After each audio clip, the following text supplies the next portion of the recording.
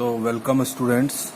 मैं doctor Sanjay Balla, department of ABST, government college Bundi.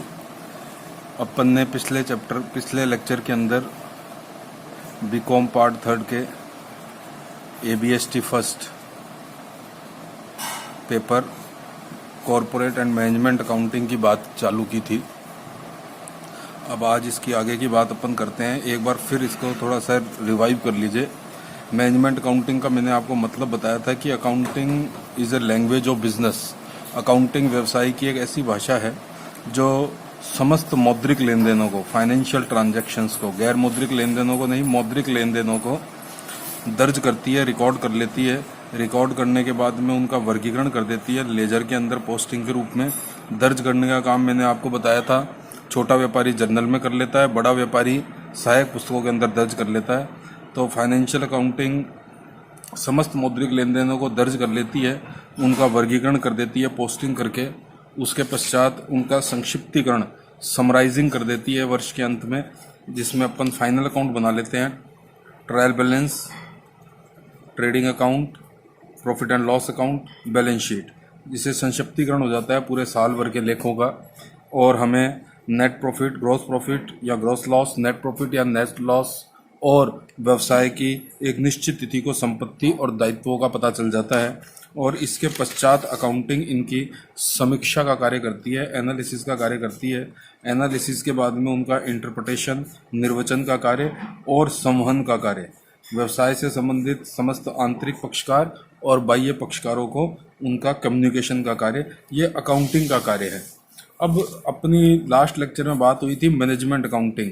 तो management के जो भी प्रमुख कार्य हैं, चाहे वो नियोजन का कार्य हो, चाहे नियंत्रण का कार्य हो, चाहे संगठन का कार्य हो, चाहे डिसीजन मेकिंग का कार्य हो, इन समस्त कार्यों के अंतर्गत अकाउंटिंग की सूचनाओं को, और कॉस्ट अकाउंटिंग हो, चाहे फाइनेंशियल अकाउंटिंग हो, चाहे अन्य सूचना हो, उन समस्त सूचनाओं को प्रबंध के कार्यों के लिए यूज करना मैनेजमेंट अकाउंटिंग कहलाता है। तो अपनी ये बात हुई थी कि प्रबंध लेखांकन में वित्तीय लेखांकन या अन्य लेखा सूचनाओं को ऐसी विधियों, तकनीकों और पद्धतियों से विशिष्ट ज्ञान और कुशलता के साथ व्यवस्थित एवं प्रस्तुत किया जाता है ताकि उपलब्ध सूचनाओं से प्रबंध समस्याओं को समझ ले और उनको हल करने में सहायक हो सके। ये अपन ने कल पिछले चैप्टर में फाइनेंशियल मैनेजमेंट अकाउंटिंग की बात की थी। आज के लेक्चर में अपन देखते हैं कि इसकी प्रबंध लेखांकन की नेचर या इसकी कैरेक्टरिस्टिक्स।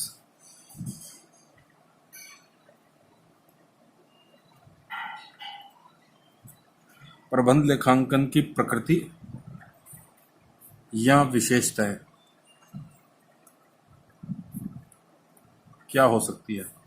तो देखिए, प्रबंध लेखांकन की सबसे पहली कैरेक्टरिस्टिक्स या विशेषता है तो ये है कि प्रबंध लेखांकन जो है वो भविष्य से संबंधित होता है। भविष्य से संबंधित, रिलेटेड टू फ्यूचर। क्योंकि प्रबंध को जो निर्णय लेने होते हैं वो सारे के सारे निर्णय भविष्य से संबंधित होते हैं। और अगर प्रबंध को पूर्वानुमान लगाने होते हैं, फोरकास्टिंग करनी होती है, वो भी भविष्य से संबंधित होती है। तो प्रबंध का एक मुख्य कार्य होता है कि भविष्य से संबंधित योजनाएं बनाना और फिर उन योजनाओं को वास्तविक से तुलना करना। तो इसका मतलब ये हुआ कि मैनेजमेंट अकाउंटिंग जो है वो भविष्य से संबंधित होती है। फाइनेंशियल अकाउंटिंग जो है वो भविष्य से संबंधित नहीं होती। फाइनेंशियल अकाउंटिंग क्या होती है? ऐतिहासिक लेखांकन होता है। मैंने आपको पिछले लेक्चर में बताया था कि फाइनेंशियल अकाउंटिंग में वित्तीय लेन देन हो जाने के बाद उनको दर्ज किया जाता है। भविष्य में कोई लेन देन होगा उसको पहले से दर्ज नहीं कर सकते। तो फाइनेंशियल अकाउंटिंग तो होती है ऐतिहासिक लेखांकन, जबकि मैनेजमेंट अकाउंटिंग मुख्य रूप से संबंधित किससे होती है? भविष्य से संबंधित होती है।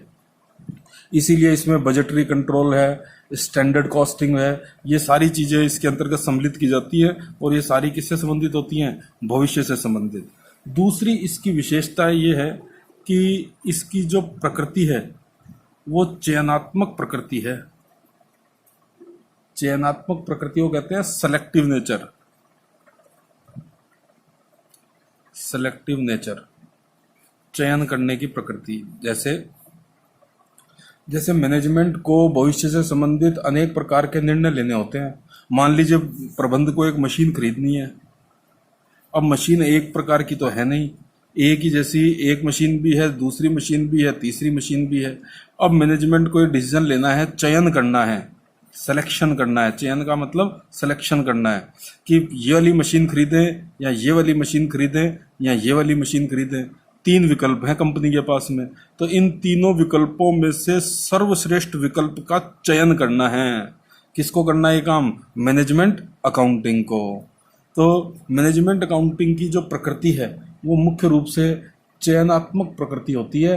प्रत्येक कदम पर मैनेजमेंट को सिलेक्शन करना पड़ता है, इसलिए इसकी नेचर को अपन ने सेलेक्टिव नेचर माना जाता है। तीसरी इसकी जो विशेषता है वो ये है कि इसमें जो नियम हैं वो अनिश्चित प्रकृति के नियम होते हैं।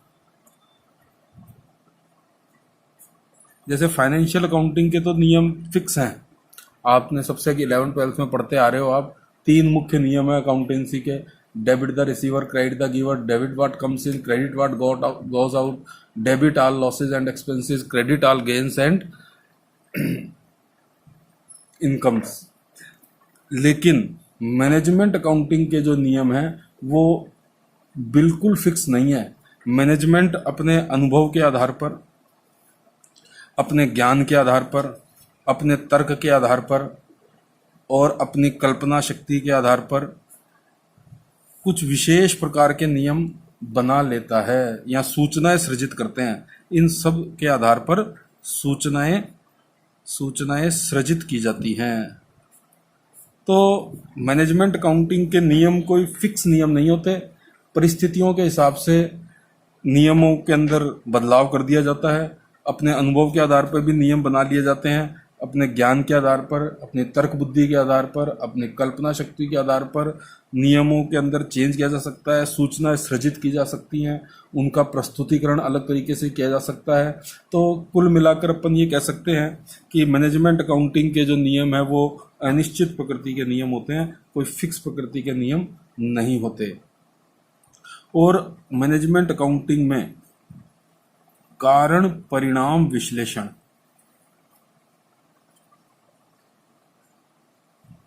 ये मुख्य कार्य है मैनेजमेंट अकाउंटिंग का, जिस पे सर्वाधिक जोर दिया जाता है। कॉज, कारण का मतलब कॉज एंड इफेक्ट, इसका एनालिसिस किया जाता है, विश्लेषण किया जाता है। जैसे फाइनेंशियल अकाउंटिंग तो नेट प्रॉफिट बता देगी आपको कि net profit and loss account के हिसाब से पूरे साल का नेट प्रॉफिट इतने रुपए का हुआ।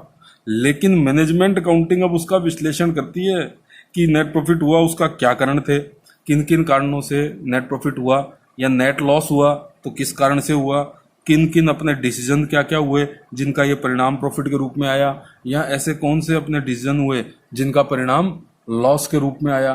तो ये सारे कारण परिणाम विश्लेषण जो है, ये सारा कार्य मैनेजमेंट अकाउंटिंग के अंतर्गत देखा जाता है कि क्यों हुआ, जो हुआ वो क्यों हुआ, उसके पीछे क्या कारण थे।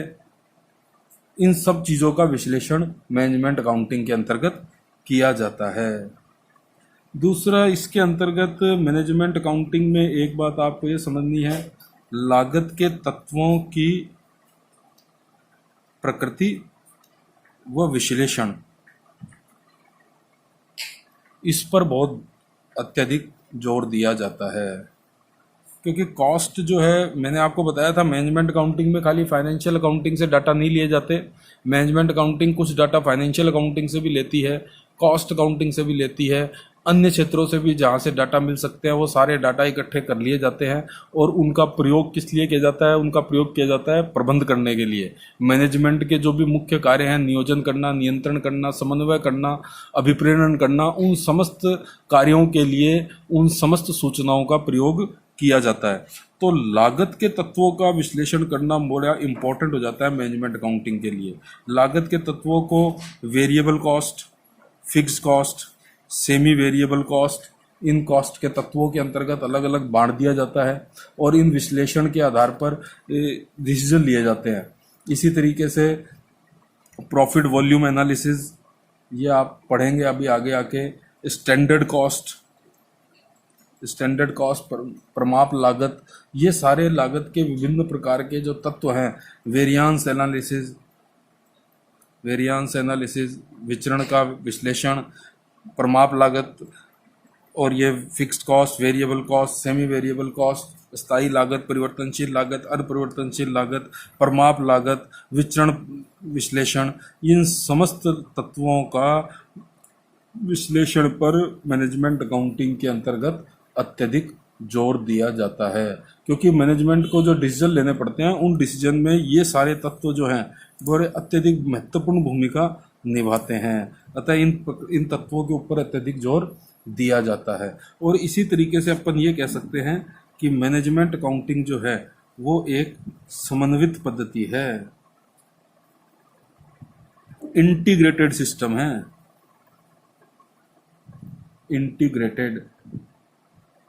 इंटीग्रेटेड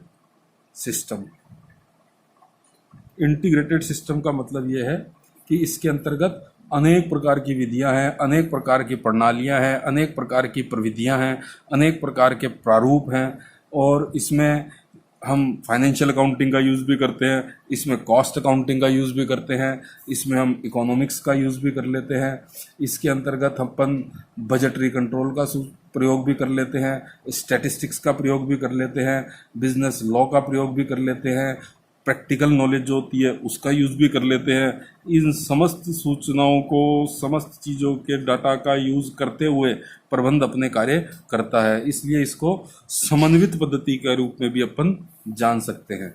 और एक विशेषता के रूप में अपन ये कह सकते हैं कि ये एक विकासमान विषय